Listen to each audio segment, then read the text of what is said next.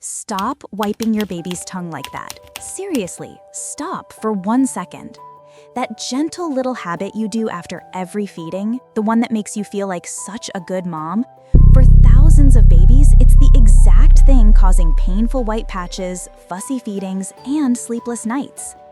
I'm a certified early childhood educator with over 15 years of hands-on experience with infants, and I've seen this mistake over and over again. Today, I'm breaking down the 3 tongue cleaning mistakes that can actually trigger baby thrush, plus the correct, science-backed way to clean your baby's mouth safely.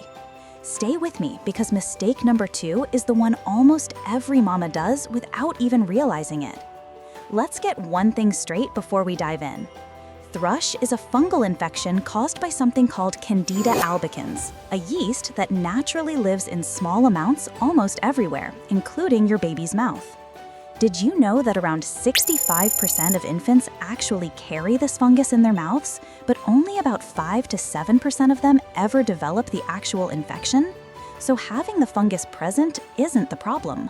The problem is when it grows out of control, and that's usually where our well-meaning habits come in. In my 15 years working with infants and toddlers, this is one of the very first questions nervous new parents used to ask me. They'd point at that white coating and say, "Is my baby sick?" And most of the time, the real answer had nothing to do with the baby's health at all. It had everything to do with how the mouth was being cleaned. Here's the thing, thrush is most common in babies under 6 months old because their little immune systems are still learning the ropes. It peaks around 4 weeks of age and becomes pretty rare after 6 to 9 months. So if your newborn seems extra vulnerable right now, that's completely normal. Their body is still building its defenses. And that's exactly why how you clean their mouth matters so much more than most people realize. Let's start with mistake number 1, and honestly, this is the biggest one I see.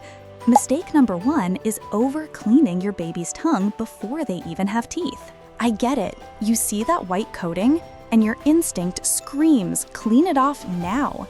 But here's what pediatric dentists actually say.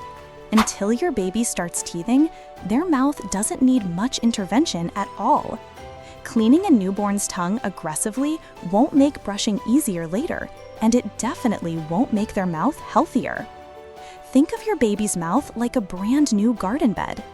If you keep digging it up to check on the roots, you disturbed a delicate balance that's trying to grow underneath. Overcleaning irritates the tongue, and an irritated tongue becomes the perfect entry point for yeast to take hold. Not only that, it makes feeding time stressful for your baby right when they need it to feel calm and safe.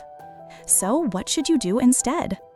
If your baby's tongue looks a little white after a feeding and it easily wipes away with a warm, damp cloth, that's simply milk residue, completely harmless. Newborns produce less saliva than older babies, so milk sits on the tongue longer. That white layer will fade naturally once your baby starts eating solid foods.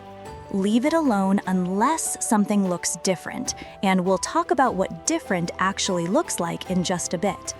Now here's where it gets interesting, because mistake number 2 is about what you're using to clean, not how often. Mistake number 2 is using the wrong tools. Think toothpaste, soap, or a rough washcloth scrubbed too hard. I know it feels logical. Soap cleans everything else, so why not the mouth, right? But your baby's mouth is not your kitchen counter. Soap and toothpaste can irritate those extremely delicate tissues, and irritation is basically an open invitation for Candida to multiply. Before your baby has teeth, you don't need a toothbrush, a tongue scraper, or any toothpaste at all.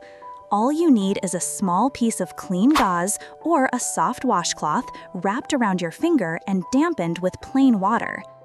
Gently massage the gums and tongue using soft, circular motions, almost like you're polishing a tiny piece of glass. No soap, no pressure, no scrubbing. And remember, be careful not to reach too far back toward the throat. This isn't a deep clean, it's a light, gentle wipe. This is the exact technique I used to walk parents through in my classroom years. Finger wrapped in damp gauze, slow circles, nothing more. It looks almost too simple to work, but that simplicity is exactly the point. But that's not the mistake that surprises moms the most. Mistake number 3 is the one nobody thinks about, because it has nothing to do with the tongue itself. It's about everything that goes back into the mouth afterward. If you clean your baby's mouth perfectly, but then hand them a pacifier or bottle nipple that's covered in leftover milk residue and bacteria, you've basically undone all that hard work. Formula and breast milk left sitting on a pacifier or bottle nipple become a feast for yeast, literally the perfect breeding ground. Here's the issue. Sources actually disagree a bit on this one. Some pediatric guidance says regular washing with soap and water is enough for daily use. Other pediatric sources recommend boiling nipples and pacifiers for about 20 minutes a day, especially if your baby has had thrush before or is currently fighting it off. My honest take? Wash thoroughly every single time. And if your baby has ever had thrush, boil those items daily until it's fully cleared. Better safe than sorry. And if thrush is active, don't reuse the same pacifier for weeks on end. Swap it out after about a week during treatment because those tiny grooves and crevices love to trap yeast. So now you might be wondering, how do you actually tell milk residue apart from real thrush? Here's your simple test. If it wipes away easily with a warm cloth and only shows up on the tongue, that's milk residue, nothing to worry about.